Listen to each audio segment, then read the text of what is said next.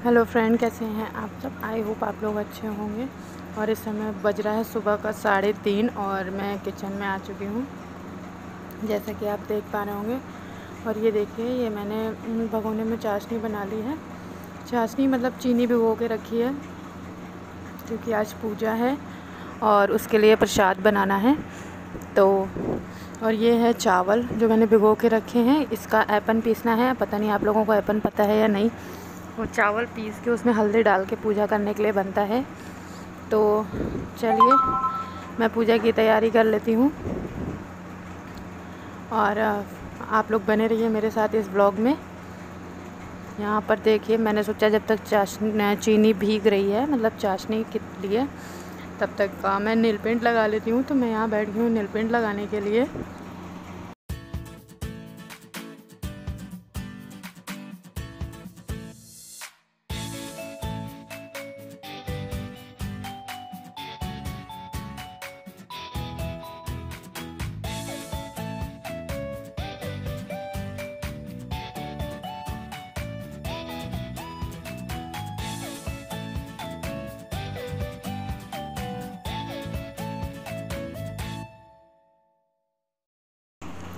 तो यहाँ मैं नील पेंट लगा चुकी हूँ। अब चलिए किचन की तरफ बढ़ते हैं और देखते हैं कि क्या क्या तैयारी करनी है।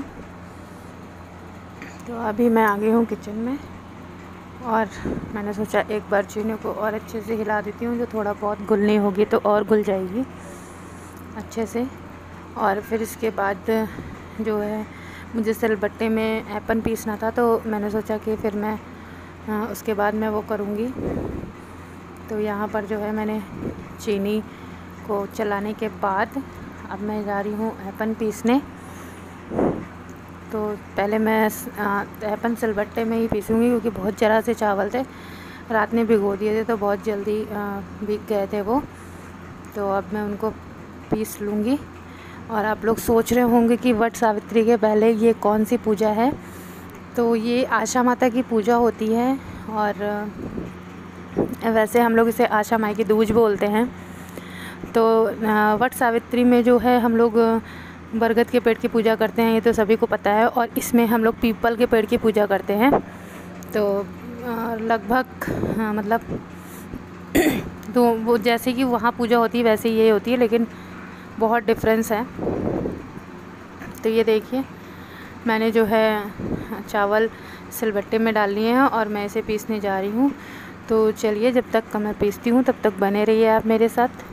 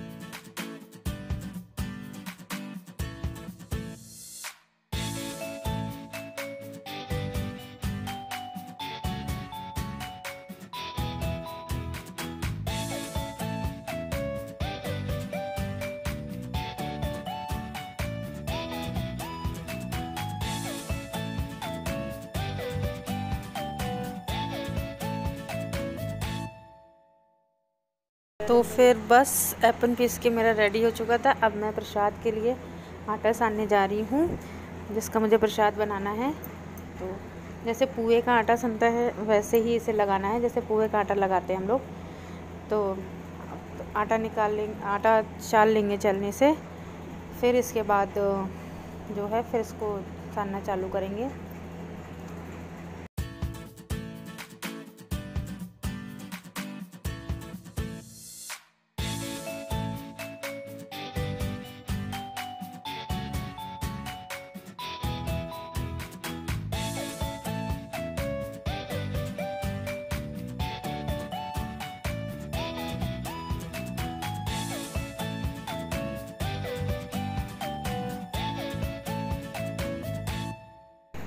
तो बस अब मैं आटा लगाने जा रही हूँ। ये देखिए मैंने आटा निकाल लिया है और अब मैं इसमें जो चीनी वाली चाशनी घोल के रखी थी वो मैं डालूँगी। और सबसे पहले मैं इसमें जो आप रिफ़ाइंड डालना चाहते हो या फिर घी डालना चाहते हो, आप जैसा जो कुछ भी खाते हो आप वो डाल सकते हैं। फ़िलहाल मैं रिफ़ाइंड डालूँगी इसमें। तो पहले मैं इसमें रिफ़ाइंड डाल लूँगी। आपको जितना सॉफ़्ट चाहिए, बहुत ज़्यादा रिफ़ाइंड नहीं डाला जाता है क्योंकि बहुत ज़्यादा रिफ़ाइंड डालने से भी जो है हमारे जो पुए होते हैं वो अच्छे से नहीं बन पाते हैं। तो मैंने आधी कटोरी तक डाला है। तो बस इतना डाल के इसे अच्छे से मिला लेंगे और इसके बाद इसमें क्या कहते हैं चीनी डालेंगे जो घोल के रखी हुई है। तो जब भी हम लोग चीनी घोलते हैं ना, तो अगर जो इसे प्रॉपर तरीके से नहीं घोलते तो नीचे कुछ कुछ दाने रह जाते हैं। अगर आपको अपने पुए बिल्कुल बिस्किट जैसे बनाने हैं तो वो दाने पूरी तरह से चीनी मत घोलिए, उसको रहने दीजिए। और इस तरह से जो है पहले आपने जो क्या कहते हैं रिफ़ाइंड डाला हुआ है उसे अच्छे से मिला लीजिए। फिर इसके बाद जो है इसमें चीनी का घोल डालिएगा। तो मैं आपको दिखाऊंगी कि मैं कैसे चीनी का घोल डाल रही हूँ इसमें। तो मैंने एक चम्मच की हेल्प ली है और इसका पानी छोड़ के जो नीचे की पहले चीनी है पहले मैं वो डाल रही हूँ, ताकि जो है चीनी इसमें मतलब सारी पहुँच जाए और जो मैं पुए बना रही हूँ वो बहुत क्रिस्पी बने। वैसे पुए नहीं, आसे बोलते हैं उसको। भोग तो आसों का लगता है, वो अलग शेप में बनती हैं। वो मैं अभी आपको बनाऊँगी तो मैं वो भी दिखाऊँगी। तो इस तरह से इसके बाद अगर जो मुझे नीड होगी तो मैं इसका पानी डाल लूँगी। और अगर ये पानी बच भी जाता है तो भी दिक्कत नहीं होती। हम लोग तो चाय वगैरह में डाल के इसको ख़त्म कर देते हैं। और आप किसी और तरह से भी यूज़ कर सकते हो, साई टोस्ट भी बना सकते हो। क्योंकि होता ये है कि अगर जो हम लोग चीनी के लिए मतलब पुए वगैरह के लिए चाशनी घोलते हैं तो उसमें कुछ ना कुछ चीनी बच ही जाती है। तो या फिर आप हलवा बना सकते हो तो हलवे में डाल सकते हो ये।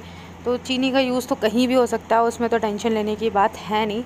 तो ये देखिए मैं इसे अच्छे से लगा ले रही हूँ और मुझे जितनी ज़्यादा चाशनी की ज़रूरत पड़ेगी मैं उतनी डाल के इसे अच्छे से मसल लूँगी और अच्छे से इसको लगा के रख लूँगी। तो आप बने रहिए मेरी वीडियो में और देखिए मैं इसे कैसे लगाती हूँ। मैं मिलती हूँ आपसे कुछ देर में।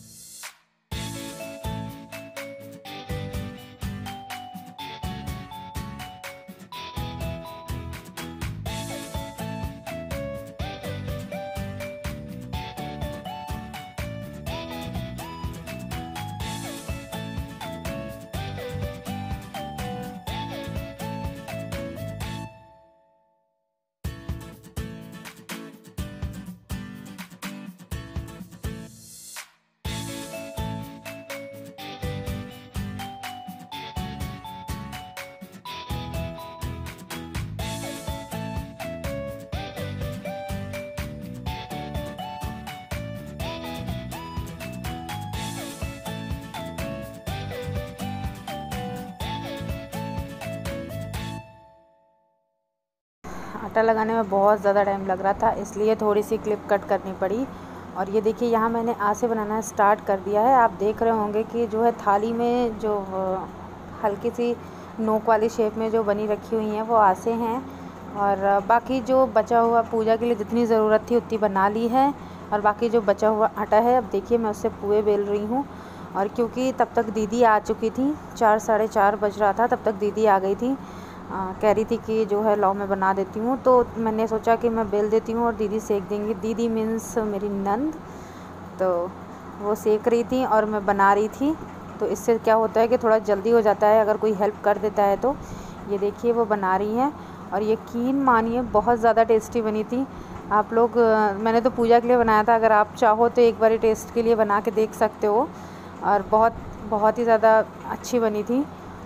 तो मुझे तो भाई बहुत पसंद थी, क्योंकि उस दिन मेरा पूरा दिन फास्ट था और मुझे सिर्फ यही खानी थी, मुझे और कुछ खाना भी नहीं था इसके अलावा।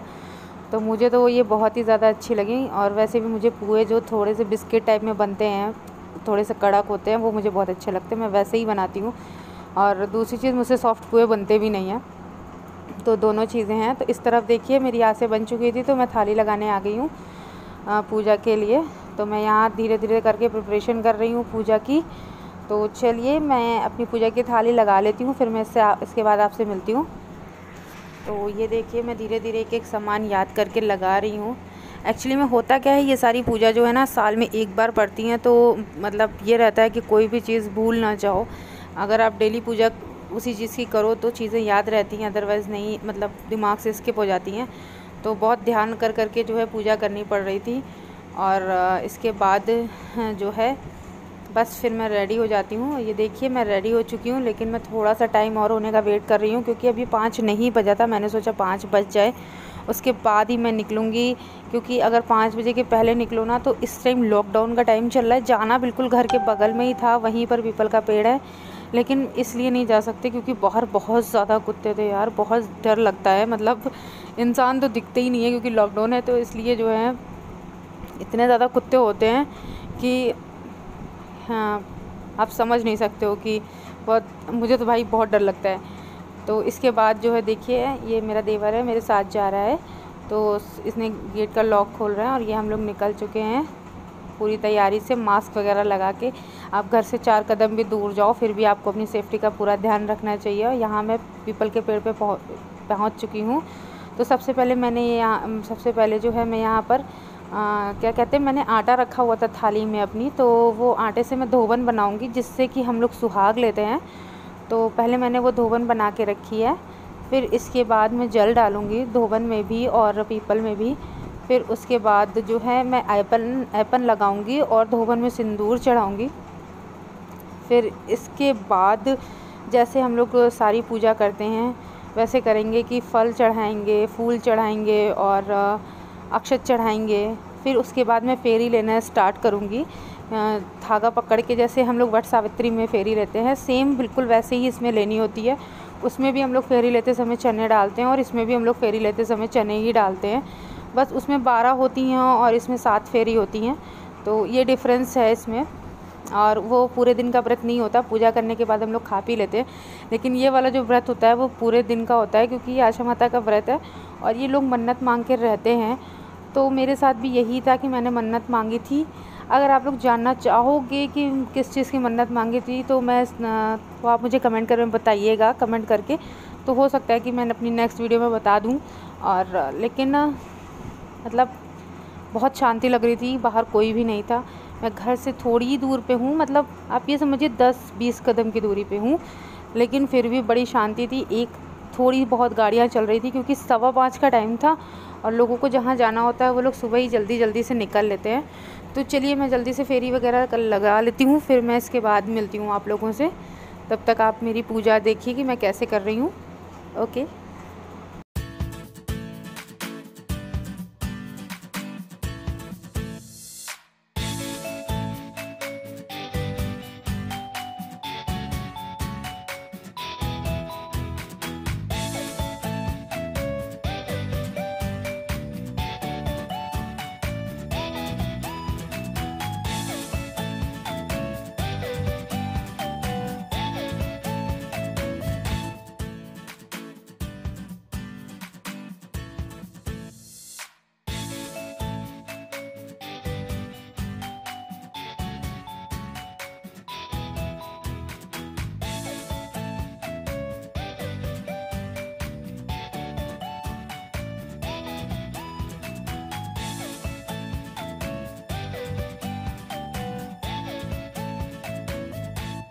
तो ये देखिए यहाँ मैंने क्या कहते हैं दिया जला लिया है और अब मैं धूप जला रही हूँ, क्योंकि हवा बहुत ज़्यादा चल रही थी तो ऐसे जल नहीं रहा था, तो मैंने सोचा कि ये दीपक से ही जला लेती हूँ।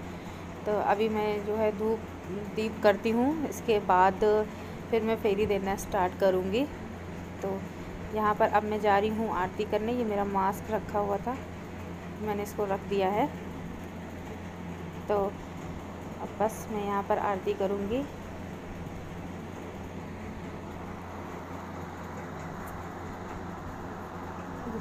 यस, अब मेरी आरती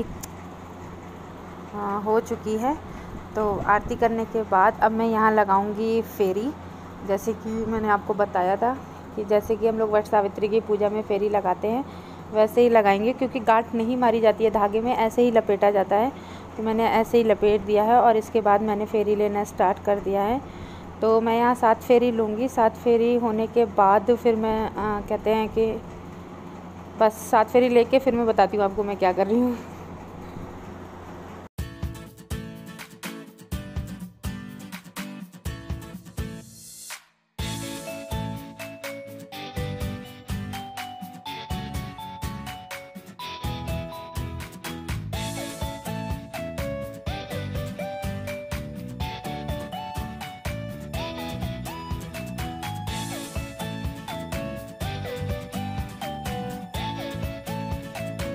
ये देखिए, जैसे कि आप देख रहे हैं कि मैं फेरी कंप्लीट करने के बाद जो है मैं सुहाग ले रही थी, और अब मैं सुहाग लेने के बाद बस मेरी पूजा फिनिश हो चुकी है। अब मैं घर के लिए निकलूँगी।